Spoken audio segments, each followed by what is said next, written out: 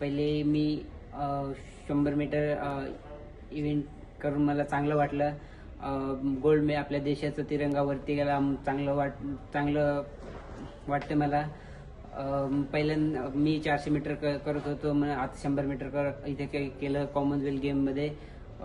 Strategy काही नव्हती, सरांनी जे सांगितलं, जे स्प्रिंट फास्ट होतं ते केल्या.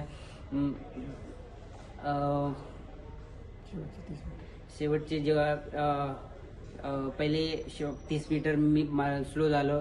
नंतर काही सरांनी सांगितलं होतं की काही करून आपल्याला जिंकायचं, आपल्या देशाचा तिरंगा वरती न्यायचंय. मग लास्टचे 30 मीटर होते राहिले, ते मनात एकच होतं की जिंकायचं बस. ओके.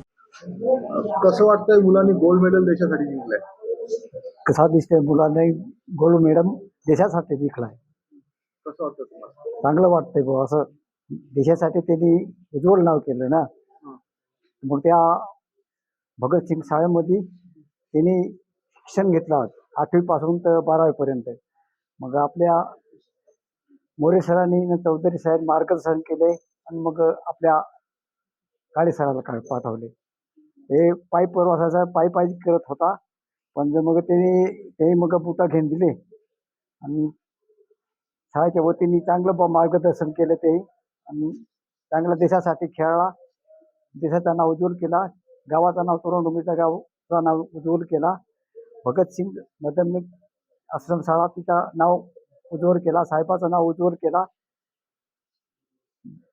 मला हे सांगा की तो जेव्हा शाळेत होता 1ली ते 8वी, तेव्हा तो कसं शाळेत जायचा? रनिंग करायचा तो ना 8वी 7वी पर्यंत तो थोडा गावात जात होता ना. 1ली ते 7वी पर्यंत तसं थोडा खेळला, म्हणजे रनिंग करायचा तो.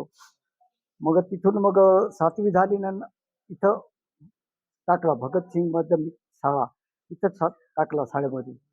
मग तोरणडोंगरी गावाचं नाव कधी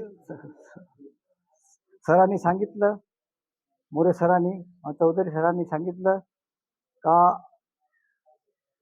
मग त्यांनी शिक्षण घेतलं 8वी ते 12वी पर्यंत. मग चांगले मोरे सरांनी मार्गदर्शन केले, चौधरी सरांनी मार्गदर्शन केले. मग त्याला काळे सराकडे टाकले, हे चांगला मार्गदर्शन दाखवला. मग देशाचं नाव त्यांनी उज्ज्वल बरंच केलं. देशाचं नाव गाजवलं, साहेबाचं नाव गाजवलं, शाळेचं नाव गाजवलं, तोरणडोंगरीचं नाव गाजवलं. मला सांगा की तुम्हाला कधी माहिती पडलं त्यांनी मेडल जिंकले?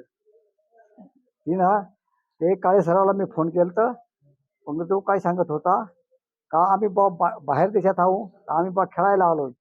पण मग ते दिवसापासून मग फोन नाही करायला लावलं. ते फोन करायचा नाही ना, आम्ही बाहेरून निघू ना, मग घरी मोबाईल सुद्धा नाही त्या पैसे आम्ही देतात, काहीच नाही देतात.